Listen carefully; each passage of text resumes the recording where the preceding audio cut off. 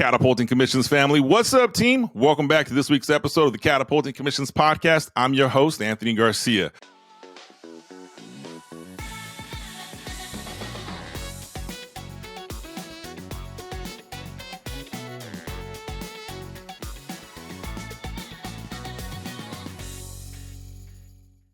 So we have brought an amazing guest to the show today, and I'm going to tell you why it's an amazing guest once you hear the premise of the background of her story and her book.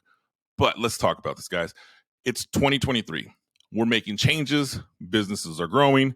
People are thriving. And so I really want you to take some time today and understand who our guest is and really the messaging, because I want to share with you, if what we're doing in 2023 is the same thing we were doing in 2003, right? I definitely think we can evolve and grow, and I'm super excited to hear the message from today's guest. So let me tell you a little bit about Jennie Blumenthal. She spent 20 years as an executive in corporate America, counseling Fortune 500 companies on growth strategy and digital transformation. She left during the pandemic pivot. Woohoo! She now coaches executive women to do their own corporate rehab and grow in their existing careers and their opportunities. Not to only mention that, she is the author of the book, Corporate Rehab, which is to ditch the hustle culture and thrive again.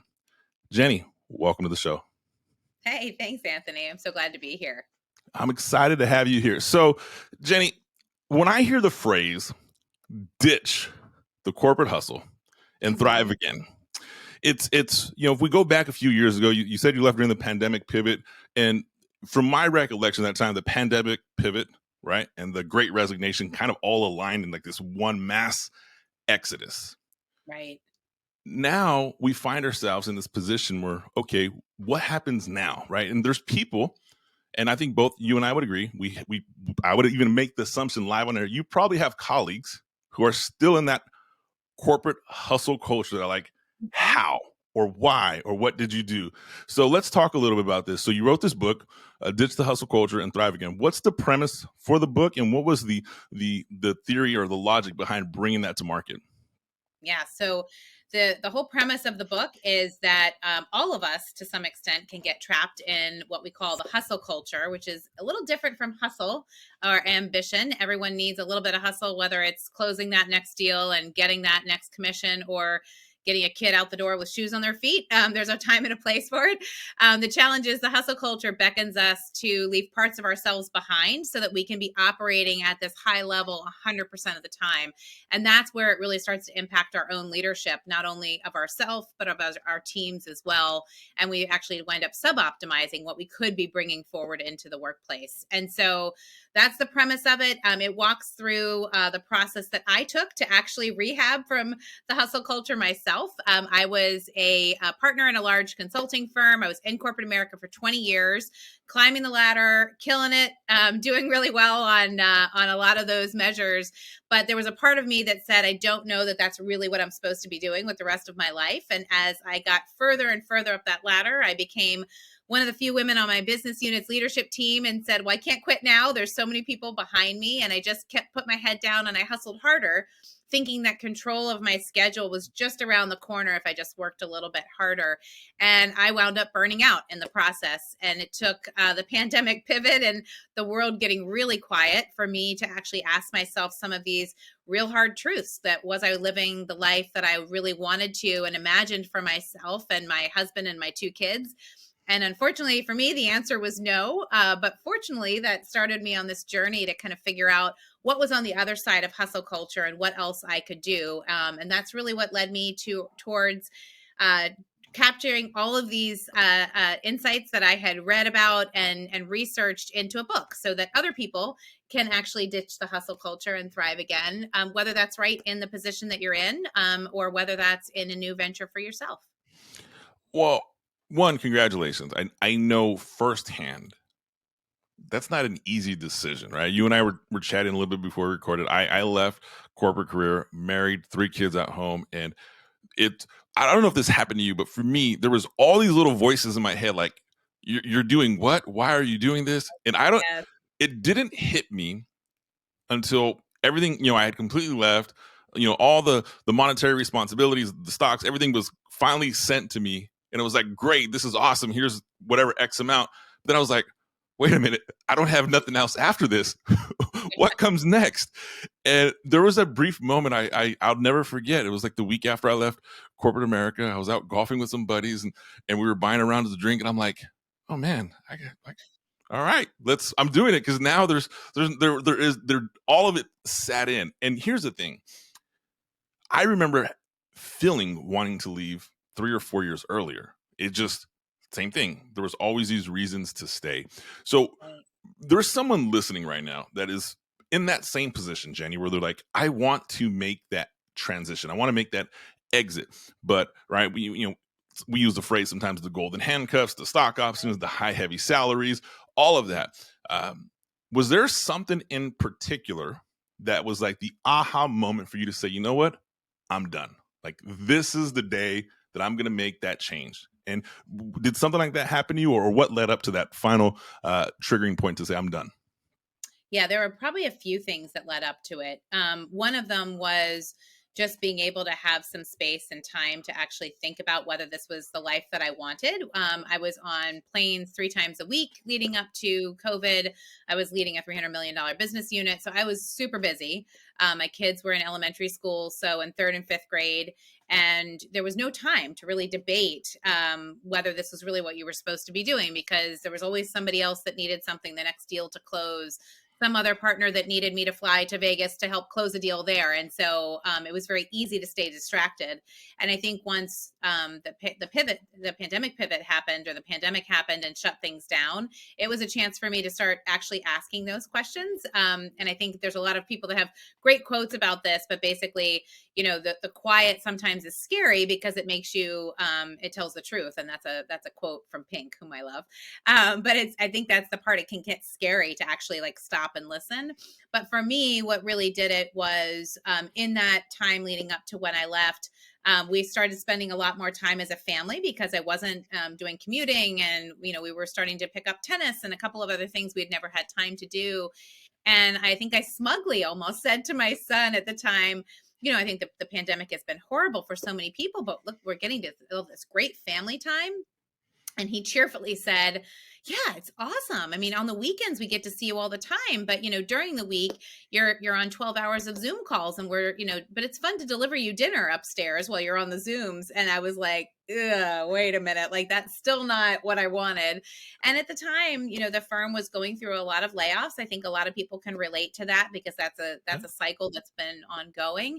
And I saw some people that were let go that were really, senior folks that had given their whole lives to a company or an industry and were summarily dismissed with plenty of money. Don't get me wrong. But at that point, I was looking at my kids and my husband and looking at those decisions and thinking, where will I be in 10 years, and what will I come home to if I stay on this path of 60 and 80-hour work weeks with an amazing salary that I've earned and that I, get in return. But the rest of my life, the rest of the dimensions of my life are really underdeveloped, if I was honest with myself. And so that's really that combination of things, both the truth telling from my children and my husband, and some of the realities of the market really pushed me to a point where I realized I was burned out and I really wanted more from my life. You know, I love that. I mean, I think at a certain point, I know as a young adult and in college and growing up in high school, I had this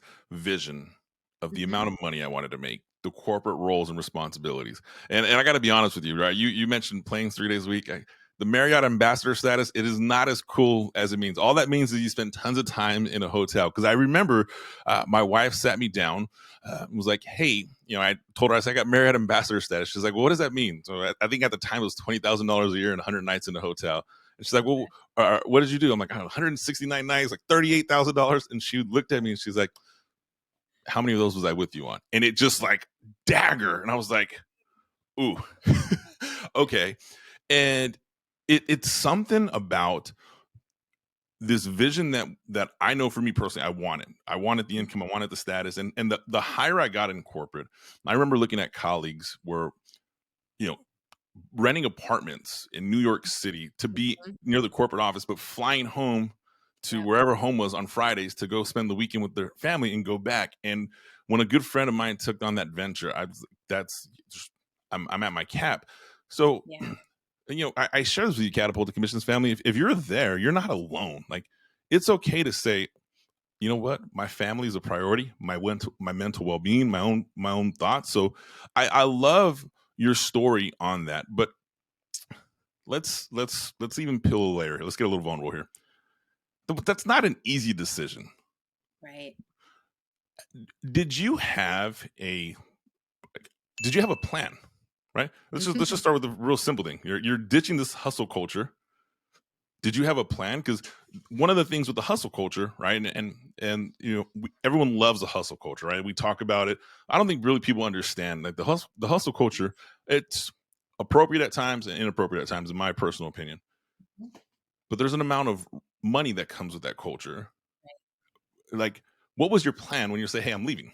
Was it to start your own business? Was it to write a book? Was it to, "Hey, I'm just going to spend time with my family and figure out what's next"? What was that plan for?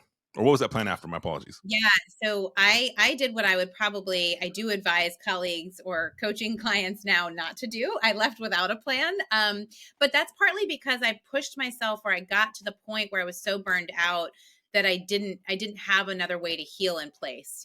I see a lot of people being able to make these recommendations for themselves, come to these realizations early enough and say, something's not working. I have the bravery to raise my hand and ask the people around me, my family, my colleagues, my bosses, for help in navigating this. And I would say, number one, that's the most important thing to do, is to just bring others in to try to navigate this.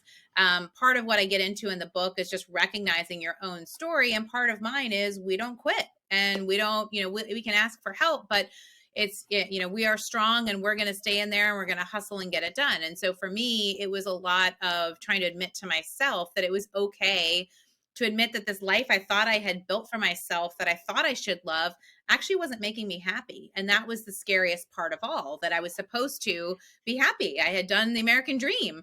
And so that piece, I think, was the first piece for me of just, getting to that point and realizing that I was so far beyond admitting it to myself and in such burnout that I wasn't in a position to even make rational decisions.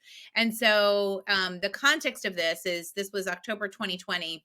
So in the middle of the pandemic, I thought, I'll just peace out and I'll go find something else that's local, or, but I got to get these kids back to school first. Well, in our part of the country, that didn't happen for another 6 months. And so it wound up being the best gift to me of time, because I would have probably pivoted into the next thing and brought all of those same mindsets and behaviors from, what made me successful for 20 years right into the next thing, never realizing how much of these subconscious patterns we repeat if we don't change them.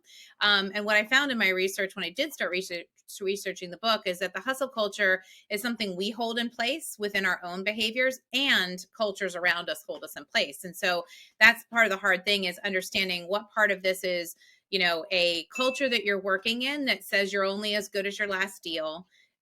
You can rest once the quarter's closed. You better hit your numbers, even though family's important, but you can't miss your number. What part of that is built into, the way that we goal people, and we say we want team players, but then we only reward individual rainmakers, regardless of whether they're the biggest jerks in the company or not. And so it was that much of, like, pulling apart how much of this is me and how much of this is the environment around me. But I left without a plan. I figured I would do something else and then figure out what the next career path looked like. And that, for me, because I had the time in the space, it allowed me to go in a little bit more inward and say, wow, there's a lot here that I really want to fix and rewire within myself, and recognize in the workplaces that I go into next and that I operated in, counseling Fortune 500 companies for years before I take the next thing. And so that's really what led me on this journey to, what I jokingly said at that point, when people would call and say, oh my gosh, you had this amazing career, and we thought, we were following you. What happened? And I joked and said, I'm putting myself through corporate rehab, because this wasn't good for me and I couldn't see it. And everybody around me was applauding, my use of this substance, and saying, your addiction to the hustle culture is really convenient for everyone else. And so as I went through that process, that's what really, made me, start asking, am I the only one feeling this way? And that's when more and more women started reaching out and saying, oh gosh, I feel this way too. And I started capturing their stories. And that led me to put it together in a book because I felt there were more people out there that were hurting just like me, that felt that they were alone or they were the only ones, that thought there might be more in their lives, whether they stay in corporate or whether they do something entrepreneurial.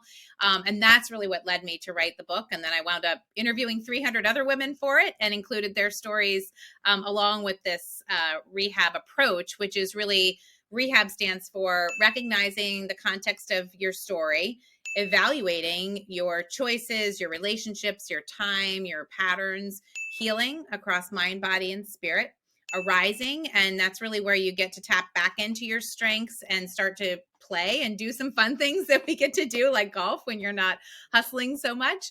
And then B is for build, where we build new dimensions of your life and career. And in my coaching clients, we put together a whole roadmap of the decisions that they want to make. So in that case, I say, here is your plan for doing this, whether you're leaving tomorrow or you're going to leave in a year, so that people feel confident and comfortable with the decisions and the trade-offs that they're making intentionally. I literally love that. The acronym associated with it, the work you put in to get other perspective from other women that were in this position, right? It's definitely, we always talk about, like, in business, I'm sure there's always this proof of concept, right? And I was with a client call just before this. I'm like, they want to roll out a new program, and we were talking proof of concept. This here, I don't even think we have to prove the concept. Like, it is there. People are feeling that way. So if that's you, Catapulting Commissions family, I highly recommend you go out and get the book. We have a link for that in the show notes. Definitely get connected and continuously expand your growth on your own personal development. So Jennie, you make this transition and you exit the corporate field. Mm-hmm. Now you pivot. You're coaching other women. You're coaching other leaders. And Mm-hmm. let's go to the second half of the book, right? So the second half of the book is to thrive again. Now, Yep. hearing the first half, right?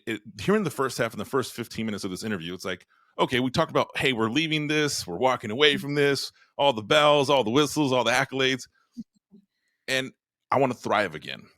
Yeah. Help me understand, right? If I want to thrive again, like, let's just clear it out. When you wrote the book and you said to thrive again, what was your definition there? Yeah. So I really wanted to tackle individual leaders because I think there's things that corporations can do. There's a lot of roles that, C-suites and top down can provide, but there's also this real need from a bottom up. And when we know, all of us have been in companies where the CEO says one thing and it makes for a great Wall Street Journal headline, but that at that middle manager level or that line partner level is where people's, mental health is made or broken. And so I felt it was really important to attach it at an individual leader level. So I'll speak to both because I think there's different criteria involved from the culture or from a workplace perspective. So what a company can do at that level. When we talk about thrive, there's actually 5 pieces that make up that acronym as well. The first is building cultures where there's trust. If you have trust and psychological safety to speak up, it's the foundation for all of this because you cannot make change in a culture where people are afraid to tell you the truth. The second piece is H, which is help. That's back what I had said. I raise your hand or find somebody you can engage on your journey, modeling that vulnerability, as you said, and saying, hey, this is where I need help. This is where we want to close this deal, but we can't do it alone. And I need 3 other people around me to actually make, go after something even bigger or to make that close even more important. Then we get into R, which is respect. And I included this in the model for workplaces who want to thrive because there's some really interesting research about what really drove the Great Resignation in the first 6 months of COVID. And if you strap away all of the infrastructure changes, things like daycares not being open and people who had to leave because of those reasons, when they did exit interviews, they interviewed 30,000 people and found that the number one driver of the Great Resignation was actually disrespect. And so if you don't model respect in that culture, that is the biggest thing that's, something that could make the top talent leave. I is for impact. So thinking about not just outputs, all of us in sales and commission base are very focused on our numbers and making sure that we know exactly where we are with quota as we get to the end of that quarter. And that's important. But even more so is thinking about how do we reward impact in those cultures so that it's not just how many deals you close, but what you're actually tangibly moving forward in terms of bigger impact to the company, to yourself, to society, and finding that meaning. V is for values. We talked about that a little bit earlier, just what do you actually value and what holds meaning for you. And then E is actually empathy, which is so crucial for the future of work, as we're seeing one of the biggest skills and one of the ones that really requires a lot of bravery sometimes to show. And so from a workplace perspective, that's what we really mean when we say build thriving cultures. From an individual perspective, we've really seen a lot of leaders go through really two major shifts when they're looking to thrive. The first one is actually the agency stage, where you're finding your voice. The second is the impact stage, when you're using your voice. And so when we think about what it takes to be a thriving leader, ask yourself and think about that a little bit. Have you found your voice? Do you know what you stand for? Do you know when to speak up and when to call things out? And then how are you using that, not only for yourself, but to help others? If you did not go and pause and press rewind, I don't know what to tell you, but let's just break that down. Thrive: trust, help, respect, impact, values, empathy. Yeah. And you reference that in the culture of thriving, but you look at that in the leadership thriving.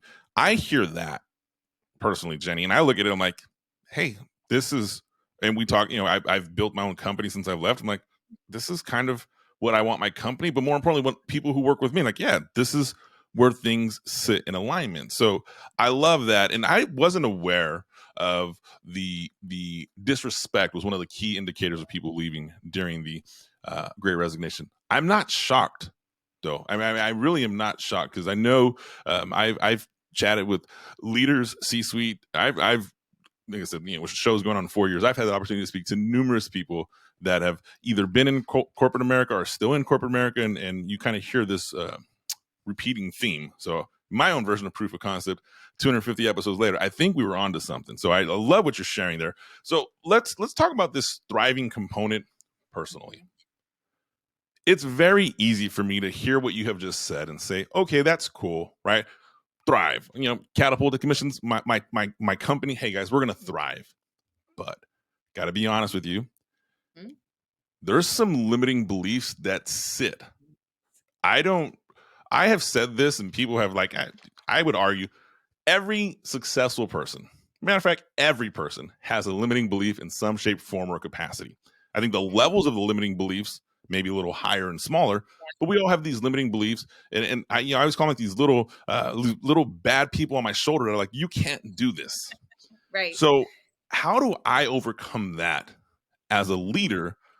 And let's just take that in my own company, in my life, in my marriage, in my home, like all the above. How do I get rid of those voices? Oh gosh, this is like one of my favorite things to train on and coach on, because I think it just, to your point, it hits all aspects of our lives.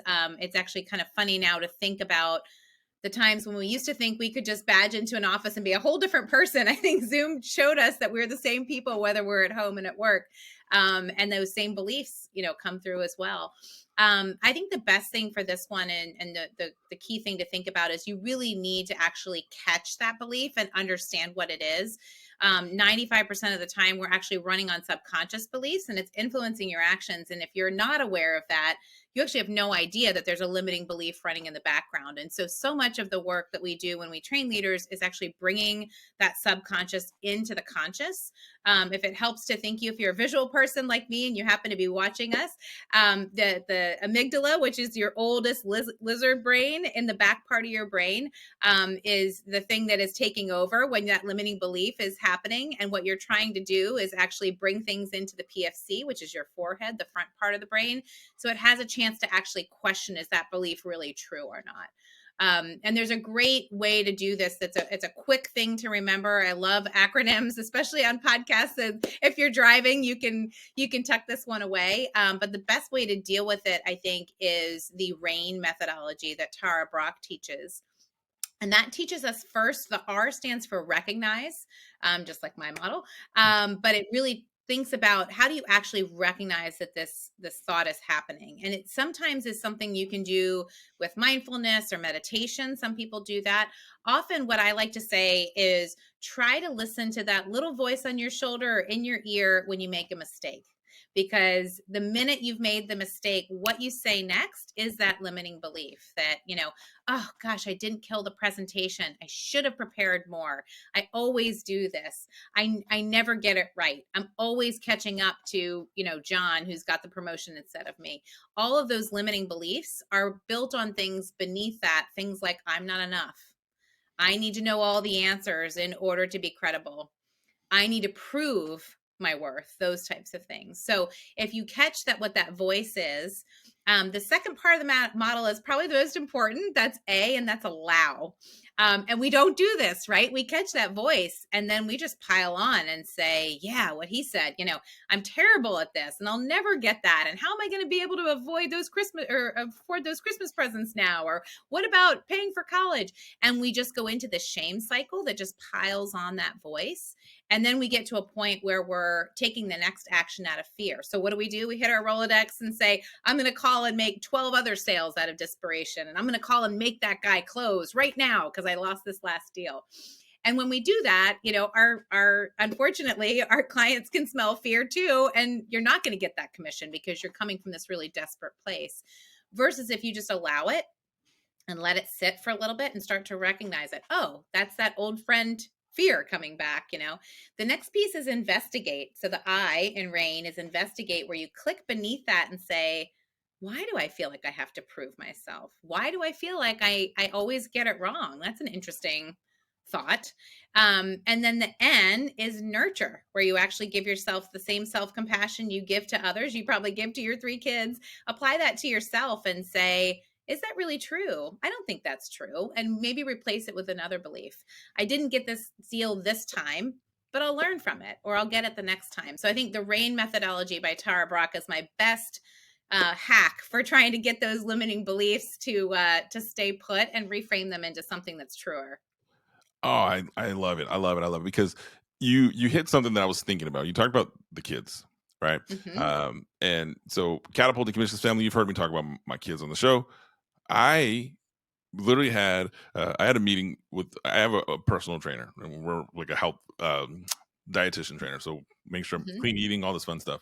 And my January check-in wasn't on point. I wasn't shocked. I mean, the holidays definitely got away from me. But at the end, she said a statement to me, and she's like, how come you couldn't, commit to the goals you set? I'm like, I don't know, the holidays, all these excuses started coming out. Right.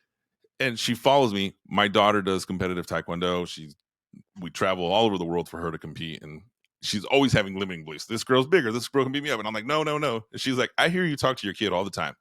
You have to tell yourself you're better than this, that this is temporary, that you can overcome this. I'm like, yeah. So as the limiting beliefs in business, it's just like, if my kid came to me and was like, I can't pass this test because it's hard, what would I tell them? Of course you can. Right. What are you talking about? You're being silly.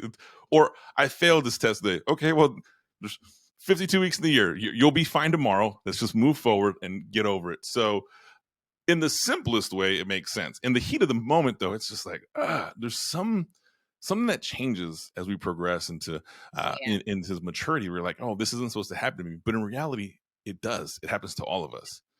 Yes, So I agree. I have a hard time personally when I pretend something isn't happening. So I'd rather just talk about it. And so Mm-hmm. I appreciate where you're coming with how we eliminate this really, the lack of better for imposter syndrome. So Right. um, Actually, I'll pause right there though and jump in on that piece because I love that you brought in parenting, because those of you who are a caregiver in any capacity, I think that's a great example or a great little hack of if you are beating yourself up and you're having a hard time getting out of it, of what would you tell your kid? And you wouldn't tell them like, yeah, you're pretty terrible. You always get this wrong. So whatever you would tell them is something is the N and nurture that you just need to apply to yourself. And I think that is really the bravest thing we can do, is to try to heal ourselves while actively parenting somebody else. But there's so much hope to that, because you're giving them a chance to rewire some of the stuff that you might have picked up over time in real time. And they're not developing those same grooves. One of the ways I heard this described is sometimes those limiting beliefs and the way it actually gets into your brain is like a groove, almost like a ski track. And Mhm. if you think about it, your brain, if that limiting belief is there, every time that same scenario happens, it's going to go right down that ski track that's well worn. It's not going to find a new path. And what you're doing when you tell yourself those things that you're nurturing, you're creating a new path. And so the next time, maybe the next 20 times, you might still fall in it, but you might, the 21st time, you might say, you know what, I am still growing and I'm going to figure that out. And when you think about it from your kids, you're giving them a chance to go down a really healthy ski track from the beginning. So it gives me a lot of hope that it's hard, but it gives me a lot of hope that we're actually getting to heal ourselves and heal the people around us in real time. Mm. It's almost like I love it. I've never even thought about it in that capacity. A colleague of mine yesterday, we were chatting about goals and business development, and she asked me, she's like, "What's your mantra for this year, Anthony?" I'm like, "Mantra?" She's like, "Yeah, what's your mantra for 2023?" It's like, I really haven't put together a mantra. I mean, I have goals, I have a business plan, I Mm-hmm. have a lot of stuff laid out. It's like I don't have a mantra. And she said, "Well, if you don't have a mantra to tell yourself, eventually the brain's going to tell you you can't do it." I was like, "Ooh, you're That's a right. good one. That Yeah. is true." I was like, "Oh, so there I go trying to create my mantra." And so it was definitely like, "Ooh, that hits." So in that same capacity, right? It's if we allow these things to sit in with us, eventually, in my opinion, eventually they win. And if we go really, really for like, I can't remember the Chinese proverb. It's like, which devil wins the fight? I don't remember the one you feed. Like it's just Yes. it's Yes. there's some truth there. So awesome. So Jennie, tell us a little bit about your business right now. So you corporate rehab, you're looking at people, or you share your story, how you left corporate. There's tons, I would say hundreds of thousands of people who are feeling the corporate burnout right now. People are making transitions, they're pivoting, they're doing different things. And here's the kicker, right? Other countries are seeing this. I'm not going to name the countries, but there's numerous countries that are offering Americans incentives to just move and live there, work from a Yeah. laptop. And I'm like, yeah, I work from home in my office, and I'm like, man, I tell you what, the the beach in Bora Bora or Belize looks amazing right now, right? So there's all this fun stuff, but what is it that you're doing now? Who are you serving now? It's been a couple years you left. You built a successful company again. So talk to us a little bit about what you're doing. Yep. So corporate rehab really focuses on helping leaders thrive in the future of work. And half of my business is private coaching, where I'm working with female executives in a rehab program where we go through the 5 steps of rehab together, or in Thrive as they look to get to the next level of their business without losing themselves in the first place. I don't coach men at this point, but I do refer them to the book and to other coaches that work with guys. The process itself is gender neutral, but the limiting beliefs can sometimes really be impacted by how you show up in the world. And so I find that often I'm dealing with executives that are trying to balance motherhood, or are trying to balance caregiving, or are trying to balance getting ahead in a world where they don't have as many female executives around them and they want to hear other stories. And so that's really what half my business focuses on, and it's leadership coaching. And then the other half of my business focuses on companies that are actually trying to build more human-centered cultures. And we're doing all kinds of fun stuff this year, actually. I've been doing leadership retreats, keynote speeches. I'm doing corporate training where we're bringing corporate rehab to the thousands of women across a $5 billion firm, and they're learning across 4 countries how to apply corporate rehab to their own approach so that they can actually hit incredible growth goals for themselves without losing themselves in the process. So really excited about that, and happy to talk about that more with anybody who's interested. Awesome. Well, Catapulting Commissions family, here's the deal.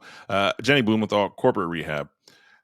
Not only has she made some changes in her life, which is awesome, but she's really making a change out there. And I always endorse, I'm always a big fan of people who take businesses that make an impact in others, because I believe all of us benefit when all of us develop and grow. So, Jennie, how does the Catapulting Commissions family learn about you? Right. So we shared a little bit about the corporate rehab. We're going to put a link in the description about the for the book. But where's the website, social media, all that fun stuff? Yeah, so the best place to go is the website where everything's linked. That's www.corporate-rehab.com. I post pretty frequently on LinkedIn, just my leadership perspectives, especially about the future of work. So that's a good place to follow me. I'm also on Instagram, and unfortunately for my teenagers, on TikTok. So please look me up in any of those places, and look forward to seeing you thrive. Awesome. Well, Catapulting Commissions family, you will see those links in the show notes. So be sure to go click that if you're listening to the audio version. If you're watching YouTube, the links are down in the description below.